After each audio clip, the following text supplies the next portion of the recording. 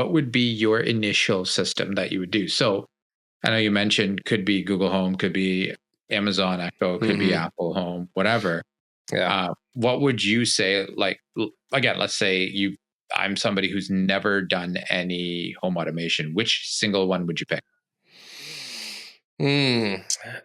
I think if you're an Apple user, I think Apple Home is great. I think in everybody's favorite word, I think Matter has really helped Apple Home from a device compatibility standpoint. So, if you think about before Matter, your Apple Home kind of had a device availability problem. You were spending, 40, $50 for a door sensor, like an Eve door sensor or something that only worked with Apple Home. And now you can go and you can get any number of affordable door sensors through a bridge imported into it. So I would say, if you're an Apple user, go Apple Home.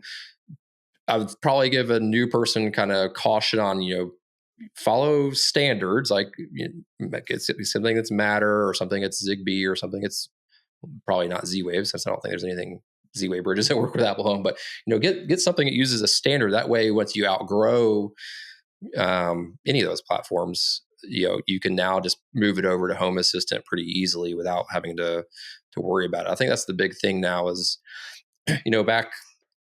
back with Wi-Fi devices, especially, there was a problem where you would pretty much anybody would install it onto Amazon or Google's, platform, and then they go to Home Assistant and be like, hey, how do I add this blah, blah, blah Tuya device that is under this obscure app or whatever? And you're like, yeah, that's not going to happen. You're like, oh, then that puts them off immediately, because they're like, well, I've got a house full of these devices that now I'm going to have to replace. And granted, Home Assistant has probably the best device support of anything out there. And I'd say most of them you can bring over, but not everything. And nor would you probably want to bring over a lot of those, especially the cloud dependent stuff, over to Home Assistant. So, but now with things like Matter, you can say, okay, yeah, go look for a Wi-Fi device. Just make sure it's got this little logo on it. That way, when you want to get off of Apple or Google or Amazon, you can easily bring it over to Home Assistant.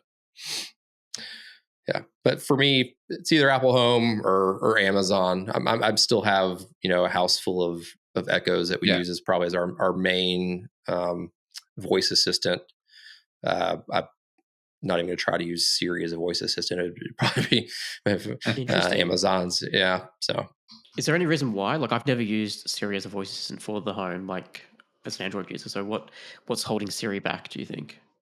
I think Home Assistant's voice device control is just as accurate as Siri's, and Siri's been working on it for about a decade now. yeah. It'll do some really odd stuff. You'll ask it to turn on a specific device, and it ends up like turning on a whole room or something, and it's it's kind of a mess. Or she'll just totally, and it's not even smart home specific, really. It's in general just asking her questions. You can get some really wonky responses, but yeah.